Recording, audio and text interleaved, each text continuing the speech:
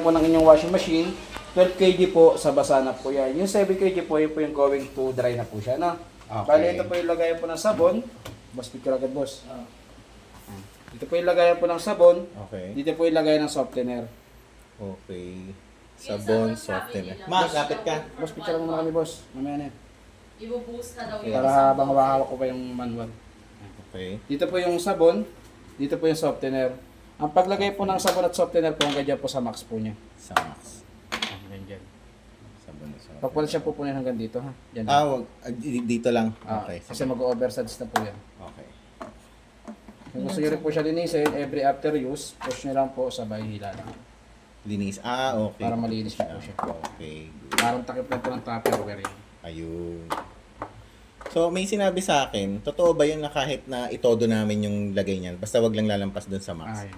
Siya na po ang bahalang tipid nun. Siya na. Okay. Galing. Tapos dito po, pagka naubos na po yung niload yung sabon tsaka downy, huwag nyo po muna siyang sasalangan ulit ng sabon downy, no? Pag naubos, wag Oo, muna. Pag agad. naubos na po. Bakit? Ang gawin nyo po, power on nyo po, long press nyo po itong nozzle cleaning niya. Para po yung mga dinadaanan ng softener tsaka sabon, malinis po. Teka lang, ulit. Ulit lang po, kuya. Power on, Power long press nyo on. lang po ito ng 3 seconds. Long press ng 3 seconds. Hanggang sa lumabas ng dispense cleaning po. I-start nyo lang. 16 minutes lang naman po yan. Wala po ilalagay na sabon daw at saka labahin po, ha. Hayaan nyo lang po siya maglinis po. Kaya Pag pinindot ko ito yun, Long no? press. Matic na yan. Wala na akong sunod na Wala na po. Wala na akong ipi-play. Wala na po. Tapos po lahat po ng mga choice na nakikita nyo po dyan, ma'am sir, ito po yun. Nasa manual. Yan. So, dito po sa manual, may kita nyo po yung mga bawat choices po yan tulad po ng cotton. Ito po yung description ng cotton. Cotton. EcoWash 40-60, ito naman po yung description ng EcoWash 40-60. Bali, may mga kanya-kanya na po siyang description. Ano? Ang ikot po na ito, pwede pa kaliwa, pwede po pa kanan. Tapos po, bawat pili nyo rin po dyan ng mga choices po. Hanggang likod dyan, sir, hanggang likod. Yan. Okay. Bawat pili nyo rin po dyan ng mga choices, may mga kanya-kanya na po siyang preset. Naka-preset na po siya. Tulad ng spin. Ayan na po yung preset niya, i-start nyo na lang po. Pero kung halimbawa maselat po tayo sa damit, ayaw po natin na ganun kalakas yung RPM ng spin niya, pwede nyo pong i-adjust ng 400, 800 po. RPM. Pero pagka makakapalatela na po, mga tuwalya o pangapantalan na maong, pwede tayo mag 1,000, 1,2 hanggang 1,4. Ang pagsalang po ng labahe po, kailangan nakabukod po dapat yung mga klase ng tela po, ha. Damit, tuwalya, kumot, pantalon.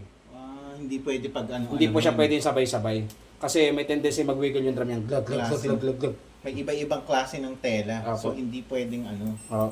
Tapos Sige. dito po, pagka na gusto natin may dryer, pindutin nyo lang po yung dryer. Normal dry yan. Kung gusto natin may oras po yung pag-dry niya, meron tayong 30 minutes hanggang 2 hours po siya. Ngayon po, kung medyo masaya po tayo sa damit, ayaw po natin ng ganong kagusot, lalo po sa mga panlakad po natin, kailangan nyo po ng isang pindot yung dryer niya. Lalabas po niya yung icon ng iron. Asan? Habang nag-dry po siya, binabawasan niya po yung gusot. Okay? Yan. ipe-press pa namin ulit ng Yung dry. ng isang beses pa. Ito po. Para hindi na magplancha. Hindi po, magka-plancha po kayo, binabawasan niyo na po yung gusot. No? Binabawasan lang yung Ayan gusto. po. Normal dry, time dry, at iron.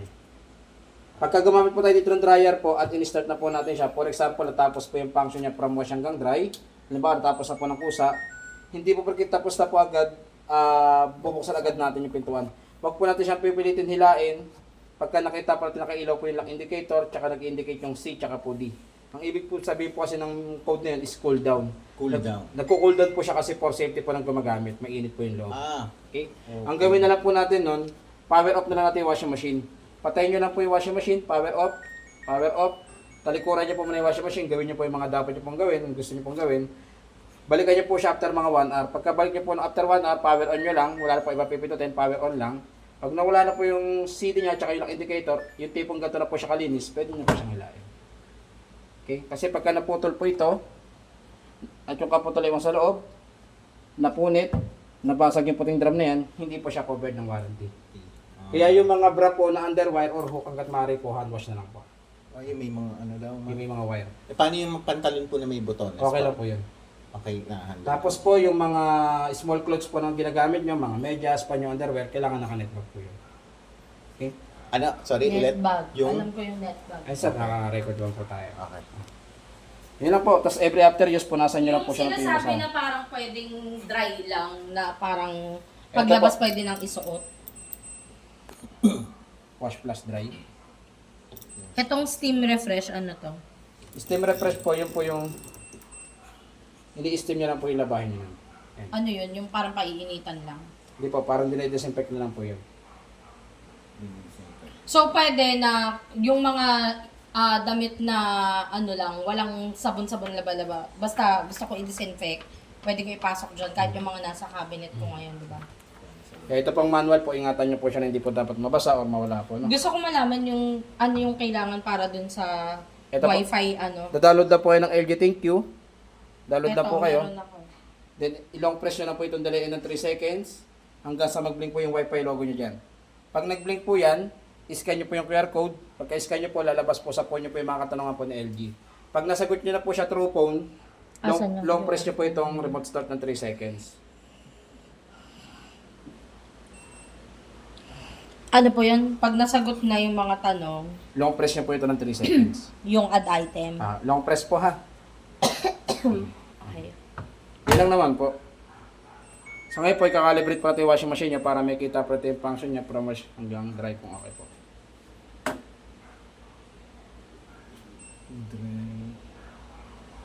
Picture mo na yung drain sa labas. Anong ginagawa nito ngayon? Siya ba'y tumutunog? Opo. Nakatutok dun sa ano. Ay puta, lumabas. Sa naglagay ako isa peraso damit. Kuya, sorry, hindi ko kasi na kuhanan ng video yung pinindot nyo kanina dito nung sinasabi nyo. Pag na-download yung application, pipindutin po ito ng ano. Download po muna kayo ng LG Thank You apps. Long press nyo po ito ng 3 seconds, yung Wi-Fi. Yung Wi-Fi. 3 ito pala, seconds po yung ha, Wi-Fi. 3 seconds. 3 Hanggang sa seconds. mag-blink po yung Wi-Fi logo niya. Ayun. Pag nag-blink po yun, scan nyo po yung QR code sa pintuan. Pagka na-scan nyo na po yun, lalabas po sa phone nyo po yung mga katanungan po ni LG. Pag nasagot nyo na po siya through phone, long press nyo po itong add item ng 3 seconds. Ayun. Ako. Hindi kasi ano mo kanina.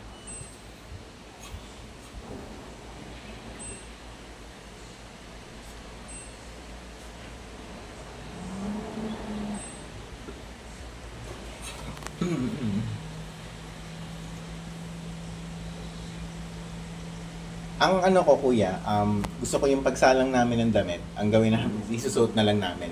So merong nakaano naman dyan no, sa manual. Ito po, Tsaka ito. wash plus dry. Kailangan nyo po ito po yung susundin nyo yung 7 kg.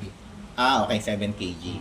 Kasi bibili pa kami ng timbangan para talaga. Kahit di na po, Ah, talaga. tatansyahin nyo na po yan, basta per pieces na lang po ang salang nyo dyan. Kasi ang Kasi ano, sa 7 kg po, ilang piraso lang po ang masalang nyo dyan na damit. ilang piraso lang. Like mga 5 pieces. Ah, 5 pieces lang yun. Kasi di-dry niya po yun. Ah, 5 pieces Tsaka lang depende po pala. yun sir sa texture ng tela. Merong malaki pero kaya niyang i-dry. Merong maliit na tela na hindi niya kayang i-dry. Ah, kapag makapal pala yung tela ma, hindi kayang i-dry. Okay lang. Basta talagang sasampay na lang namin. Kuya, uminom kayo ng soft drinks. Kaya ilan po kayo ng ano, soft drinks to? Yung tinapay nyo. Walang anong tawag nito? Okay naman po yung function niya from wash hanggang dry. Testin niyo po yung dryer sir. Dryer. Uminit siya. Tsaka po yung amoy na yung parang... Hindi ba sunog po, makakapasok? Normal lang po yun sir. Yan. Ah, normal lang. Kasi bago pa po yung unit. Pero kapag ka, ano, okay. Nawawala naman po yung amoy na pagka habang tumatagal na po sa inyo yung washing machine. Okay. Sir, may kiyugos po lang kami ha. Ah, sure po. Anong tawag nito? Hindi sa kong question.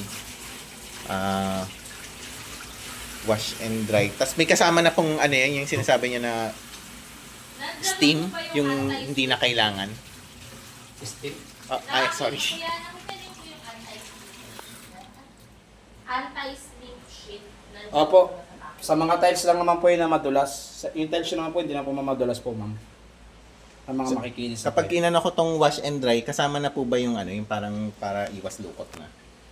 Or yung tinuro nyo kanina, i-add ko pa yun?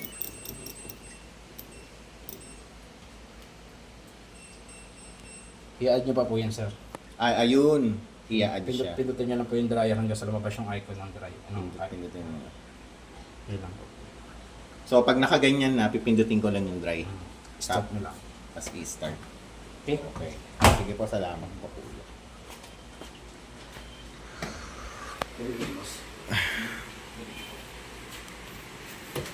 Ito po tubig kuya.